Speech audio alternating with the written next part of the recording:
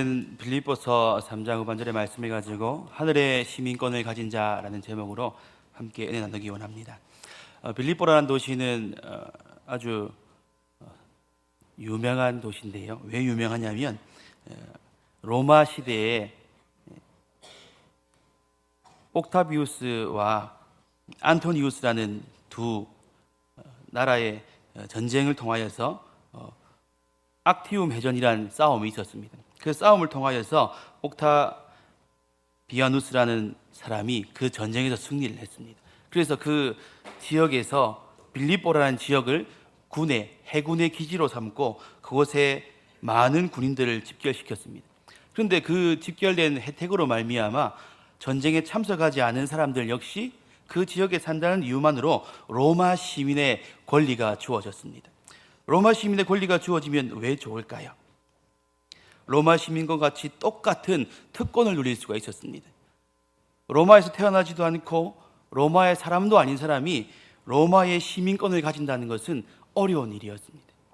10년 동안 노예 사회를 하거나 25년 동안의 군인으로 복무한 다음에야 로마의 시민권이 주어졌는데, 빌립보에 살았던 그런 사람들은 싸움에도 나가지 않았고 종살이도 하지 않았고 로마의 사람의 자손으로도 나지 않았지만 그냥 단지 빌립보가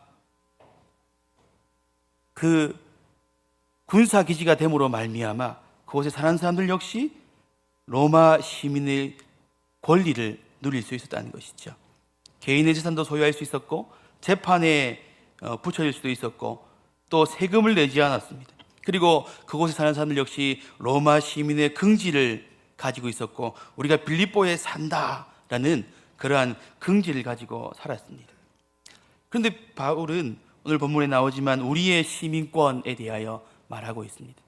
빌립보에 살았던 사람들이 가장 소중하게 생각했던 것, 우리는 로마의 시민권이 있다라는 그것을 자랑으로 삼았습니다. 그런데 바울은 오늘 역설적으로 우리의 시민권은 빌립보에 있는 사람들에게 편지를 쓰면서 여러분의 시민권은 바로 로마의 시민권입니다라고 말하지 않고 여러분의 시민권은 하늘에 있습니다라고 말하고 있습니다.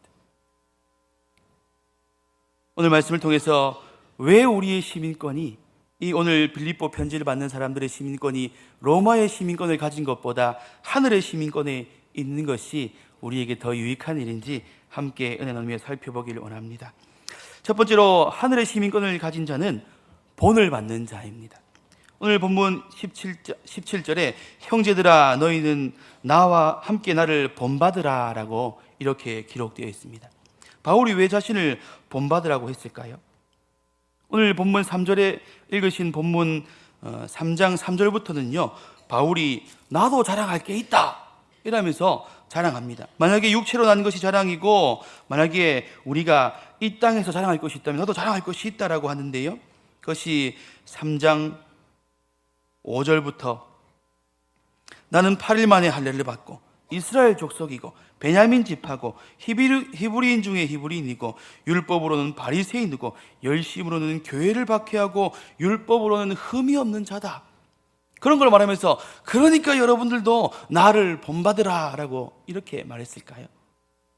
그렇다면 우리는 본받을 수가 없습니다. 우리는 베냐민 족속도 아니고 히브리인도 아니고 바리새인도 아니고 율법으로도 흠이 없는 자이지 않습니까? 그러면 우리는 바울을 본받으려 해도 본받을 것이 아무것도 없습니다. 그런데 바울은 자기를 본받으라 한 것의 핵심이 무엇일까요? 빌립보서 1장 8절에 나옵니다. 그것은 바로 그리스도의 심장입니다. 예수 그리스도의 심장을 가진 나를 여러분들이 본받으십시오. 바울은 빌립보 사람들에게 그렇게 고백하고 있습니다. 예수님의 심장은 무엇일까요? 대부분의 사람들은 자기의 심장이 뛰는 것을 자기의 생명, 자기의 명예, 자기를 위하여 이 심장이 닿을 때까지 한번 살아보겠다, 내 유익과 내 만족을 위해 한번 끝까지 달려가 보겠다,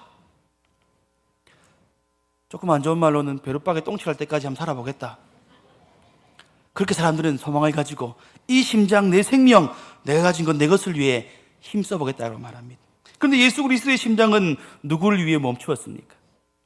예수님의 욕망, 예수님의 이 땅의 것, 사람들에게 자랑할 만한 것을 쫓아가다가 이제 내 심장이 안 뛰는구나, 아까워라, 더 할 게 남았는데, 이렇게 예수님의 심장이 멈추지 않지요. 예수님의 심장이 뛰는 것은 다른 사람을 위하여 열심으로 뛰다가 내가 너희들을 위하여 내 생명 아깝지 않게 내어놓는 포기, 모든 것을 다 바쳐 너희를 사랑하기에 내 심장이 마지막 뛰는 그 한 번의 이 심장질까지 여러분들을 위해, 내 사랑한 자들을 위해 다 하실 수 있었다는 것입니다. 성도님들 다 아시다시피 예수님께서 마지막에 십자가의 죽으심을 점검하기 위해 로마 군병이 가지고 창으로 옆구리를 찌릅니다. 그때 여러 학자들의 분분의 의견이 나누지만 아마 예수님의 심장을 찔러 심장 속에 있는 피 한 방울까지 쏟아내게 하셨을 겁니다. 그래서 이 사람이 혹시 살았어도 심장을 찔러 죽여 그 심장이 멈추고 심장 속에 피 한 방울도 남지 않게 물과 피를 쏟아버리게 한다는 것이죠. 그래서 바울이 본받으라고 한 것의 핵심은 바로 예수 그리스도의 심장. 바울은 지금 로마 감옥에 갇혀 이제 죽을 때를 바라보고 있습니다.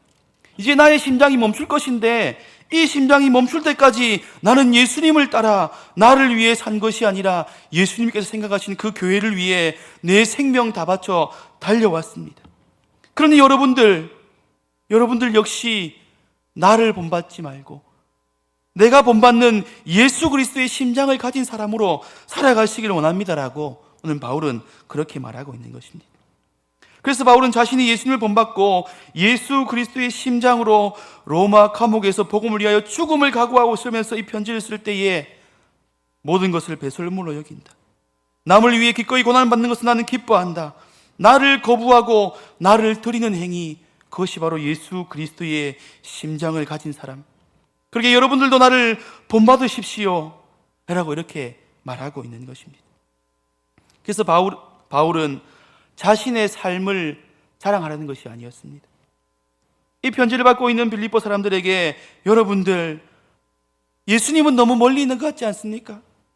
예수님이 보이지 않는 것 같지요? 세상 사람들이 예수 없는 삶을 살아가고 이 땅의 것을 먹고 마시고 즐기고 살아가지만 미천한 나라도 본받으십시오.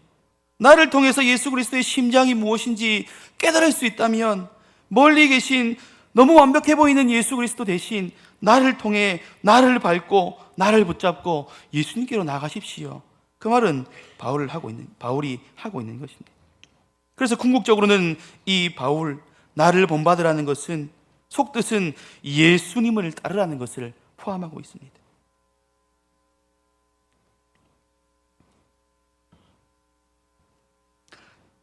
예수님을 본받은 자신을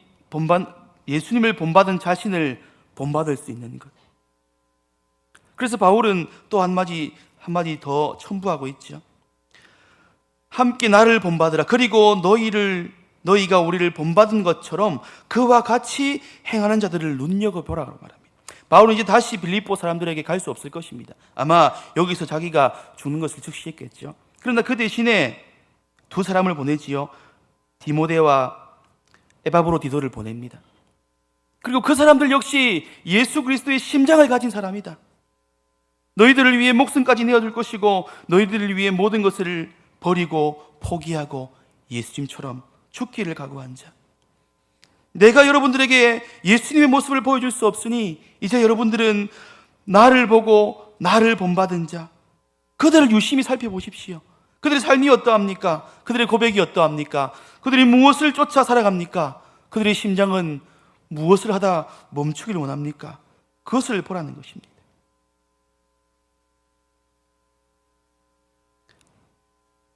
우리도 마찬가지지요. 어떻게 보면 예수님은 너무 완벽한 삶을 사셨어요. 감히 내가 어떻게 예수님처럼 될 수 있을까? 예수님은 이렇게 안 하셨을 건데, 실패 안 하셨을 건데, 넘어지지 않으셨을 건데. 그래서 예수님께서 우리에게 예수님을 따르는 삶을 원하지만 너무 멀리 떨어져 있는 것 같아요. 목표는 예수 그리스도를 쫓아가는 삶이지만 아무리 뛰고 점프하고 발버둥 쳐도 그까지 닿을 수 없는 것 같습니다. 그런데 우리가 집에서 전등을 한 번씩 갈아보시지요? 전등이 나가려면 깜박깜박합니다. 그러면 전구를 사오지요. 근데 거기에다가 대고 천장에 키도 안 되는데 그 전구를 갈 길이라고 10번, 100번 뛰어도 전구를 못 갑니다. 그러니까 뭐가 필요할까요? 사다리가 필요합니다. 사다리를 가져가서 딱 펴놓고 키가 짧으니까 그 사다리를 한 칸, 두 칸 타고 올라가서 그 전등을 풀어내고 새로운 전등을 갈아 끼우는 것이죠. 바울도 아마 이런 말씀을 하고 있는 것 같습니다. 여러분들이 예수 그리스도를 본으로 보기 따라가기 힘들 것 같지요? 그러면 저를 본받으십시오. 저도 부족하지만 저를 본받으십시오. 저도 부족한 것 같습니까? 그럼 제가 여러분들에게 보이는 디모데와 에바브로디도를 본받으십시오. 그들을 밟고 붙잡고 예수 그리스도의 성품, 예수 그리스도의 심장을 가지기 위해 붙들고 올라가라는 것입니다. 우리 교회도 동일합니다. 하나님께서 우리 교회에게 좋은 모범이 되시는 분들, 좋은 목사님, 좋은 장로님과 좋은 리더와 교사들을 세우셨습니다. 그래서 여러분들은 하나님께 복받은 사람들입니다. 예수님은 너무 멀리 보이지만 좋은 장로님, 좋은 목사님들을 보고 저것이 예수님의 심장을 가진 사람의 삶이구나, 저것이 예수님의 심장을 가진 사람의 말투구나, 행위구나, 그것을 알 수 있는 것이지요. 사랑하는 성도님들, 우리가 이 땅의 것을 누리고 살아가는 삶으로 끝나는 것이 아니라 오늘 바울이 주장하는 것처럼 여러분들 로마 시민권을 가진 것에 만족하지 마십시오. 우리의 시민권은 하늘에 있고 그 하늘의 시민권을 가진 자는 예수 그리스도를 본받는 자입니다. 그러나 예수 그리스도가 너무 멀고 너무 완벽하게 보인다면 우리를 본받아 한 걸음 한 걸음 예수 그리스도의 심장을 가진 자로 살아가십시오라고 이렇게 사도 바울이 권면하고 있는 것입니다. 사랑하는 성도님들, 우리는 하늘의 시민권을 가진 자입니다. 그러기에 우리의 본은 하늘의 시민권을 가진 자의 완벽한 삶, 예수 그리스도의 삶을 따라가시기로 노력하시며 또한 좋으신 목사님과 장로님과 우리 믿음의 선배들을 붙들고 예수 그리스도의 심장, 예수 그리스도의 본을 따라 살아가신 성도님들 다 되시기를 바랍니다. 두 번째는 하늘의 시민권이 있는 자는 하나님 나라의 소망이 있습니다. 하나님 나라의 소망이 있는 자는 이 땅의 사람들을 본받지 않죠. 근데 바울은 오늘 우리를 본받으라, 나를 본받으라, 그러고 난 다음에 본받지 말아야 할 사람들을 말해줍니다. 그것이 바로 18절과 19절에 나오지요. 18절과 19절 함께 한번 읽어보도록 하겠습니다. 시작.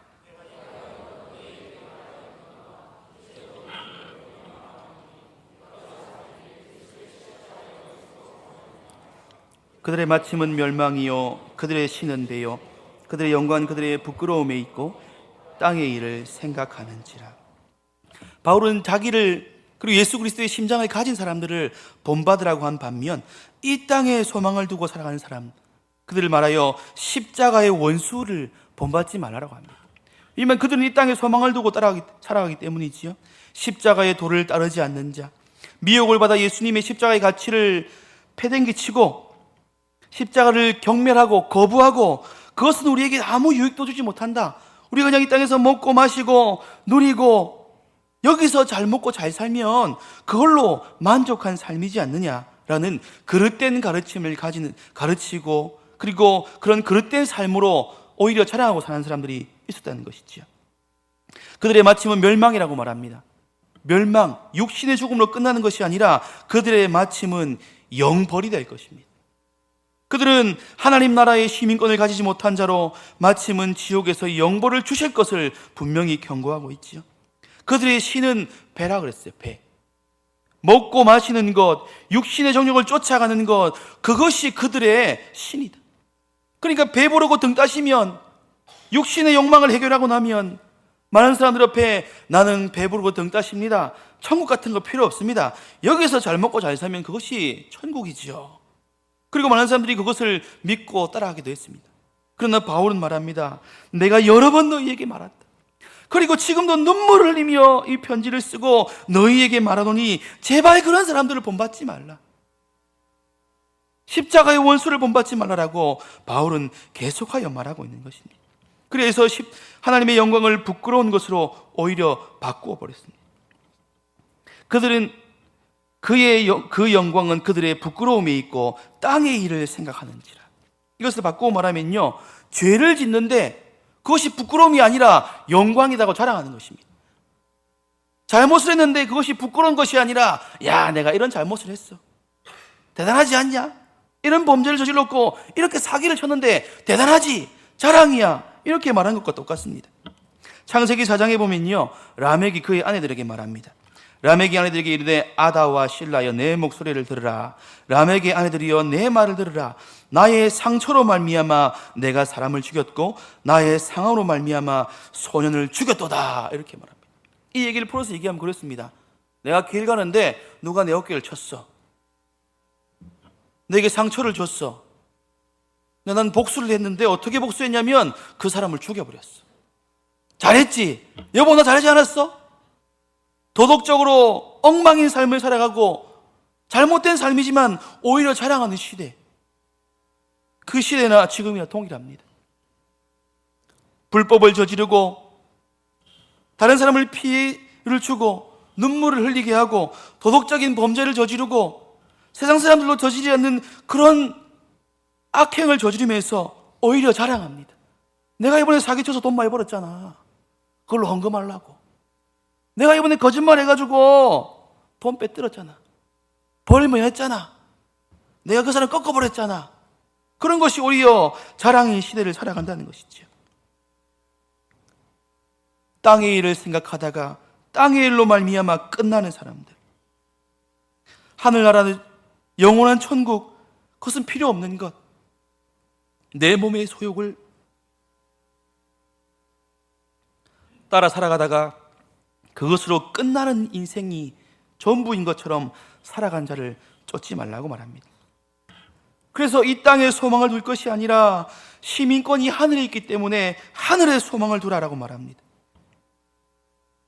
땅에 살지만 땅에 속한 사람이 아니라는 것을 바울은 말하고 있습니다. 속한 곳에 마음과 가치관을 두고 살아갔던 사람이 빌립보 사람들입니다.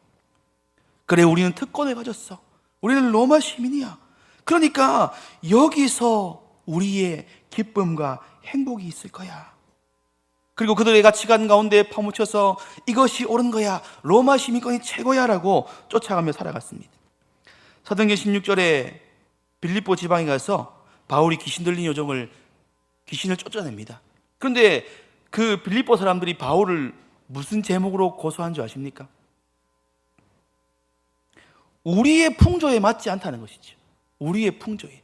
우리 로마 사람들은 점을 치고 귀신의 말을 듣고 그리고 세상의 학문과 세상의 것들을 가지고 우리의 앞길을 점치고 우리가 복받을지, 우리가 성공할지 실패할지, 점성술 이런 것들로 우리의 가치관을 누리고 살았는데, 이 사람이 오더니 우리가 점치는 것이 틀렸다고 말하고, 이 여종이 귀신을 들려 귀신 신접하는 것이 틀렸다고 말하고, 이것이 잘못된 것이라고 말한다. 그러기에 사람들이 이 바울을 감옥에 가두었습니다. 세상의 풍속을 따르지 않는다고. 그래서 그 사람들 역시 빌립보 사람들이 아직까지 믿음을 가진 사람들이라고 말하지만 하나님 나라에 소망을 두는 것이 아니라 이 땅의 소망과 가치관에 젖어 있다는 것을 바울은 계속하여 지적하고 있습니다. 바울은 3장 20절에 그러나 우리의 시민권은 하늘에 있습니다. 여러분, 하늘에 있습니다. 우리가 속한 곳이 이 땅이 아니라 하나님 나라. 여러분들 생각해 보십시오. 아무런 가치 없이 여러분들이 로마의 시민권을 가졌지 않습니까? 이와 같이 하나님께서도 우리에게 아무런 가치 없이 하나님 나라의 시민권을 우리에게 주셨습니다. 그것을 분명하게 말하고 있는 것이지요. 그리고 주 예수 그리스도를 기다리노라. 우리의 소망이 이 땅에 있는 것이 아니라 우리를 거기로부터 구원하는 자 주 예수 그리스도를 우리가 기다립시다. 그것이 정말 하늘나라에 소망을 두는 사람의 삶이 아닙니까? 완성될 하나님의 나라, 이 땅 위에 임할 하나님의 나라, 곧 오실, 곧 이루어질 하나님의 나라의 시민권을 품고 여러분들을 그곳을 소망하십시오라고 바울은 계속해서 말하고 있는 것입니다.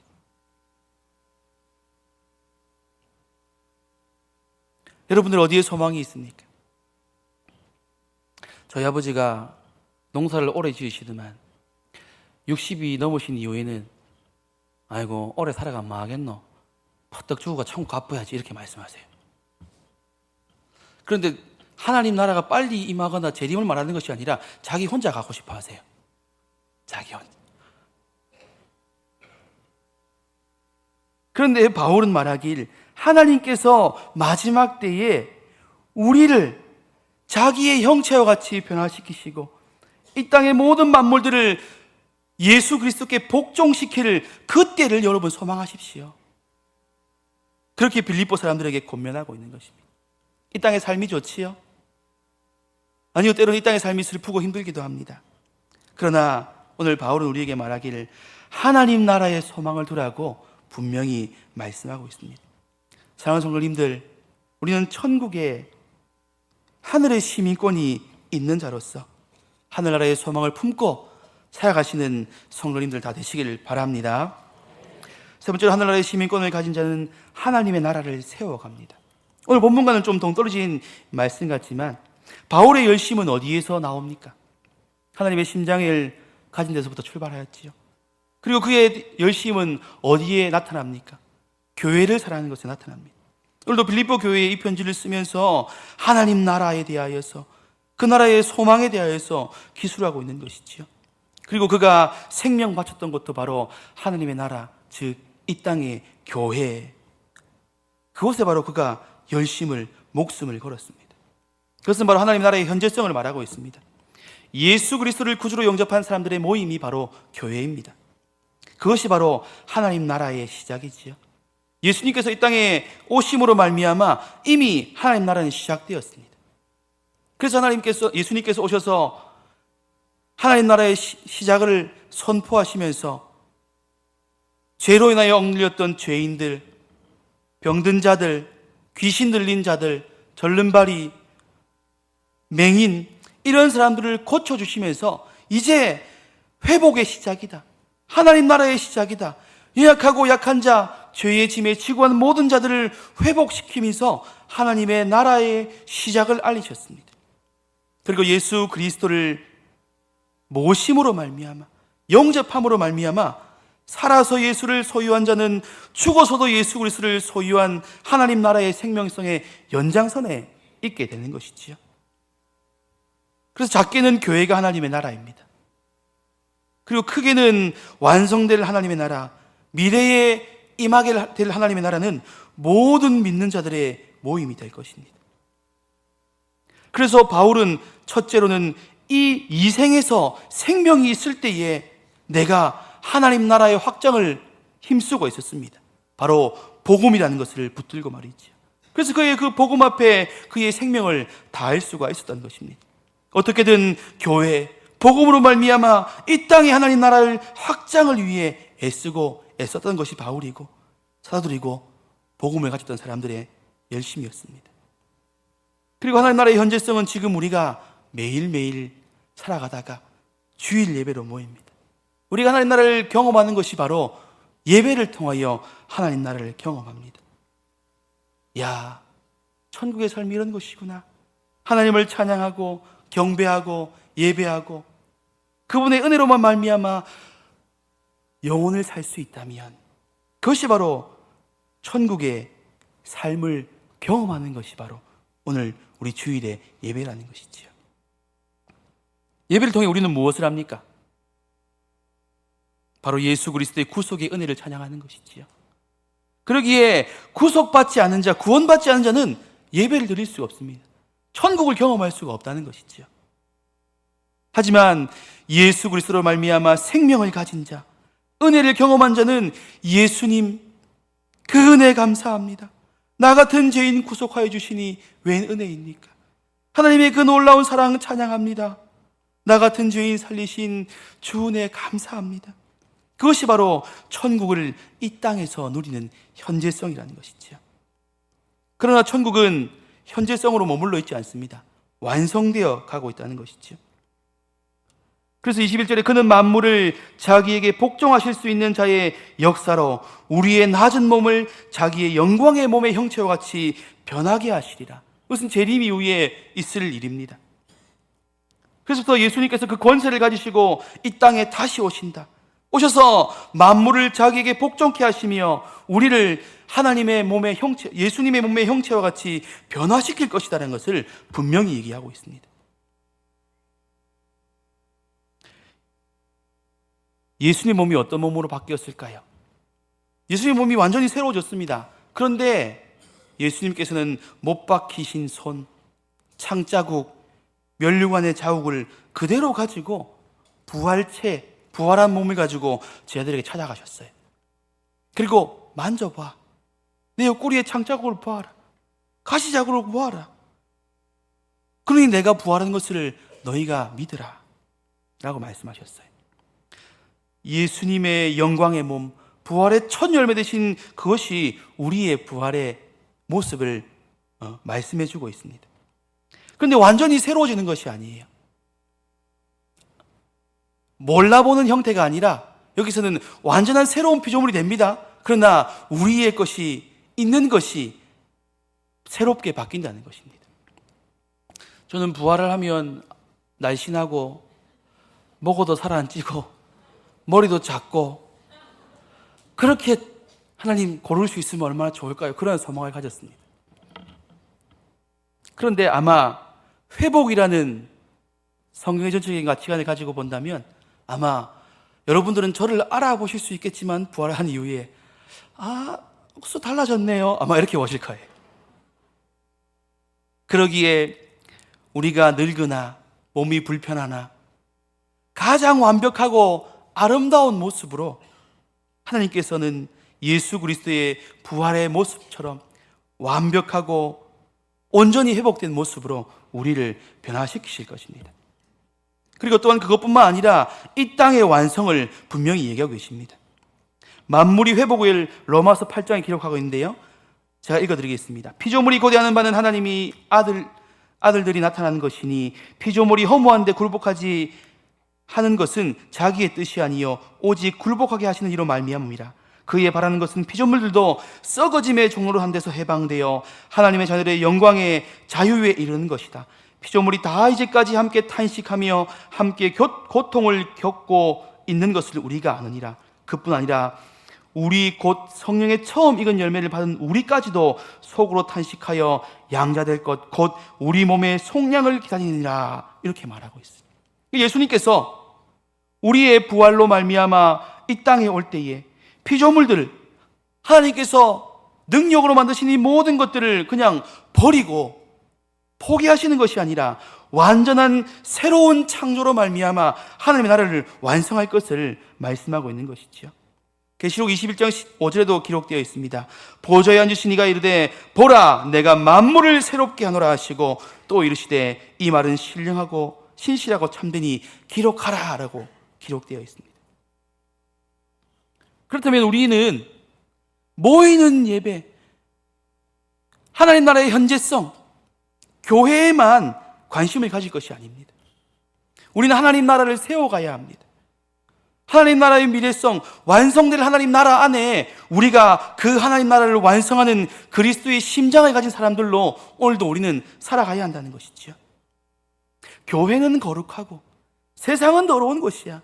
그러니까 어서 우리는 세상에 나가 있지 말고 모여서 우리끼리 하나님을 예배하고 우리끼리 교제하는 것이 아니라 이 모든 창조물들이 하나님의 질서에 다스림의 법칙대로 살아갈 수 있도록 우리의 속한 삶의 현장, 자연 만물들, 내가 속한 학교와 직장과 가정과 이 온 땅들이 하나님의 다스림에 굴복할 수 있게 우리가 나아가서 하나님의 나라를 세워가야 한다는 것입니다.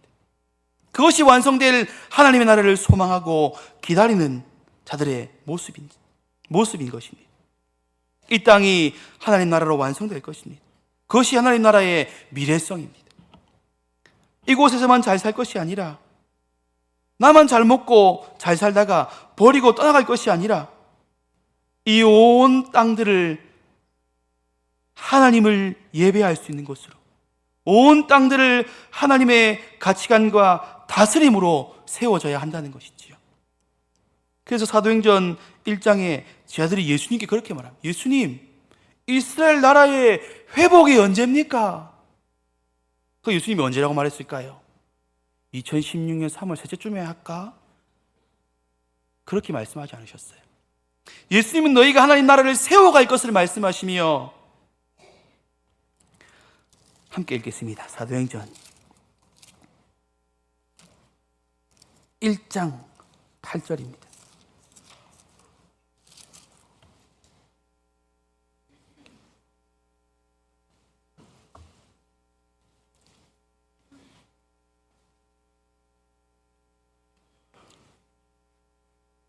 예수님의 제자들은 하나님의 나라가 언제 임하냐, 시간에만 관심이 있었습니다. 그냥 기다리면 임하겠지, 견디다 보면 임하겠지. 그런데 예수님은 그 시와 때를 말씀하시기보다는 너희가 어떻게 하며 기다릴지를, 어떻게 하나님 나라의 회복을 기다릴지 말씀하고 계십니다. 함께 1장 8절 읽겠습니다. 오직 성령이 너희에게 임하시면 너희가 권능을 받고 예루살렘과 온 유대와 사마리아와 땅끝까지 이르러 내 증인이 되리라. 이렇게 말씀하셨어요. 시간이 중요한 게 아니야. 무엇하면 너희가 그때를 맞을 것이냐.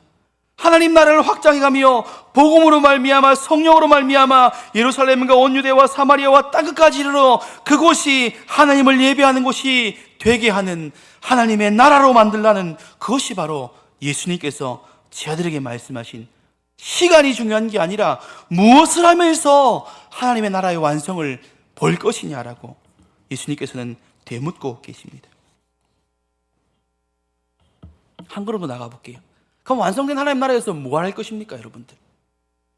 우리가 하나님 나라를 이 땅에서 경험한다 했을 때에 주일의 예배로 하나님 나라를 경험한다 그랬어요. 구속받음을 찬양하며 하나님의 그 은혜와 사랑을, 나 같은 죄인 살리신 것을 고백한다 그랬습니다. 그런데 완성된 하나님 나라에서는 무엇 할까요? 여전히 하나님을 찬양합니다. 영광 돌립니다.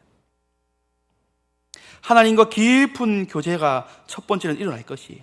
고린도서 13장 12절에 우리가 지금은 거울로 보는 것 같이 희미하게 하나 그때는 얼굴과 얼굴을 대면하여 볼 것이요, 지금은 내가 부분적으로 하나 그때에는 주께서 나를 아신 것 같이 내가 온전히 알리라. 예수 그리스도와 온전한 깊은 교제, 하나님과의 완전한 교제가 이루어진다는 것입니다. 그리고 둘째는 성도들 간의 교제가 회복됩니다.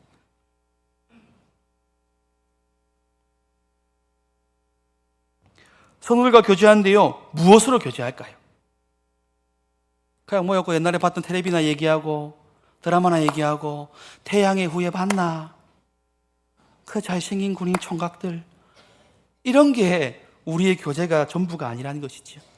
하나님 나라의 영광과 찬송, 그것을 바탕에 둔 교제, 감사와 영광이 되는 것입니다. 그래서 고린도 5서에 보면요, 바울은 이렇게 말합니다. 내가 수고를 넘치도록 하고 옥에 갇히기도 하고 더 많이 하고 매도 수없이 맞고 여러 번 죽을 뻔했고 유대인들에게 40에 하나 감한 매를 5번이나 맞았고 3번 태장으로 맞고 1번 돌로 맞고 3번 파손하고 일주일을 깊은 바다에서 지냈으며 여러 번 행하면서 강의 위험과 강도의 위험과 동족의 위험과 이방인의 위험과 시내의 위험과 광야의 위험과 바다의 위험과 거짓 형제 중의 위험을 당하고 또 수고하고 애쓰고 여러 번 자지 못하고 줄이고 목마르고 여러 번 굶고 춥고 헐벗었다. 그런데요, 31절에 이렇게 해놨어요. 주 예수 아버지 영원히 찬송할 하나님이, 이렇게 말해요. 왜 그 말을 할까요? 이것이 바로 하나님의 은혜라는 것입니다. 바울은 나중에 완성될 하나님의 나라에 가서 이것을 가지고 하나님께 영광 돌릴 거예요. 그래서 데살로니가전서 2장 19절에는 우리의 소망이나 기쁨의 자랑이 면류관이 무엇이냐, 그가 강림하실 때에 주 앞에서 너희다. 데살로니가 교회 성도들에게 내가 그렇게 어렵게 복음을 전해서 예수를 전해서 내 심장이 멈출 때까지 예수의 복음만 가지고 나아가 여러분들을 예수의 사람으로, 구원받은 사람으로 세웠습니다. 나는 천국에 가서 그것을 자랑하며 하나님께 영광 돌릴 것입니다. 그렇게 바울은 말하고 있습니다. 하루 종일 예수님 찬양할 수 없지 않습니까? 영원히 예수님 찬양할 수 없습니다.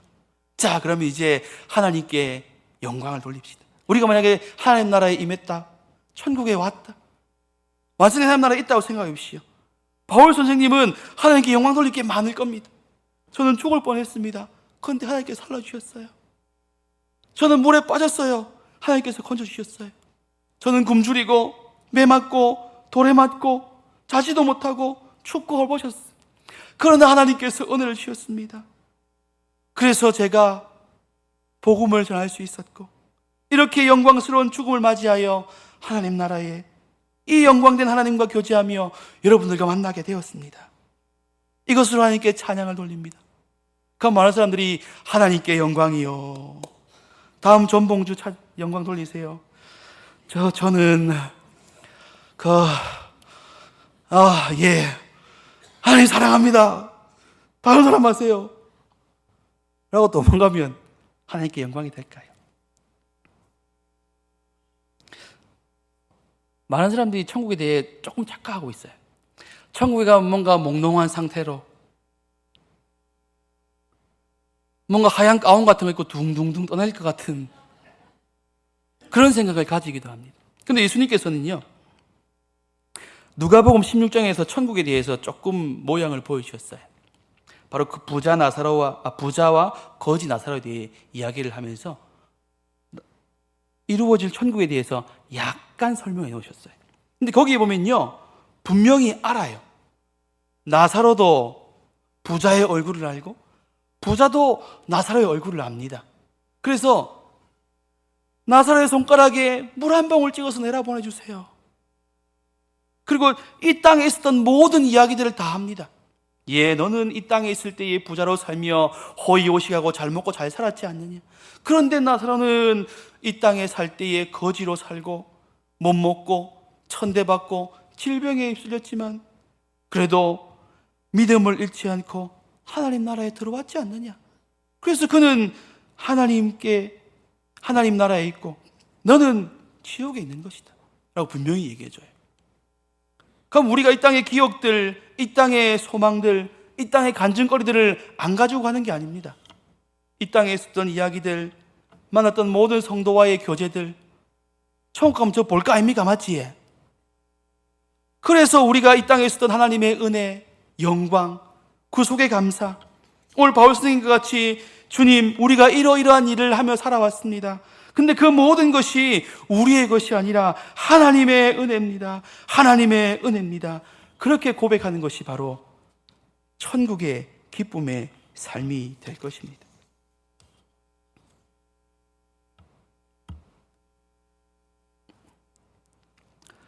바울은 계속해서 하나님의 은혜를 말합니다. 오늘 읽으신 본문 앞절인데요, 내가 예수 그리스도를 위하여 쫓아가는 이유에 대해 설명합니다.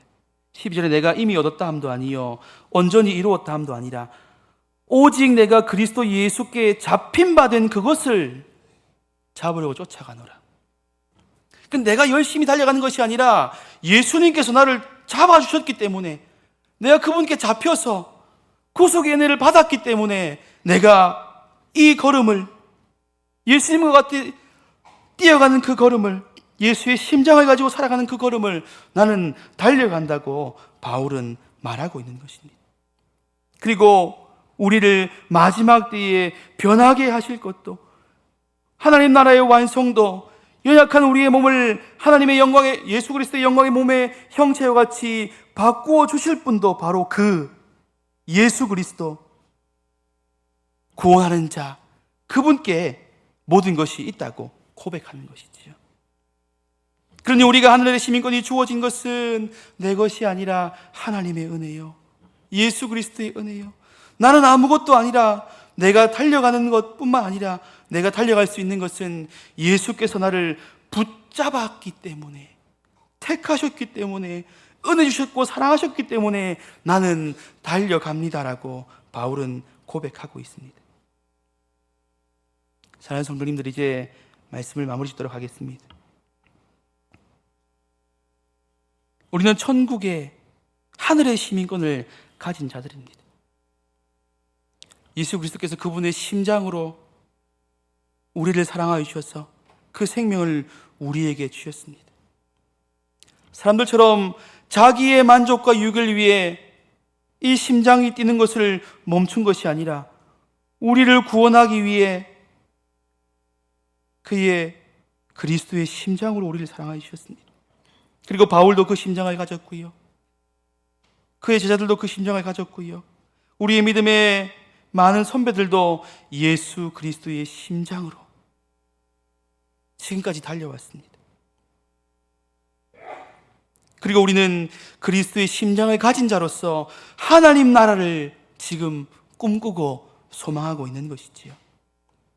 그리스도의 심장으로 하나님 나라를 위한 소망을 품고 살아갑시다. 우리가 붙잡은 것이 아니라 예수 그리스도께서 우리를 붙잡으심으로 말미암아, 그 은혜로 말미암아 우리가 달려갈 수 있는 것입니다. 사랑하는 성도님들, 우리의 소망이 이 땅에 있는 것이 아니라 하늘의 시민권이 있는 자로, 예수 그리스도의 심장을 가진 자로 천국에서 모두 만나 이 땅에서 베풀으신 구원의 은혜와 구속의 은혜를 영원히 찬양하는 하늘의 시민권자를 가진 자들 다 되시기를 바랍니다.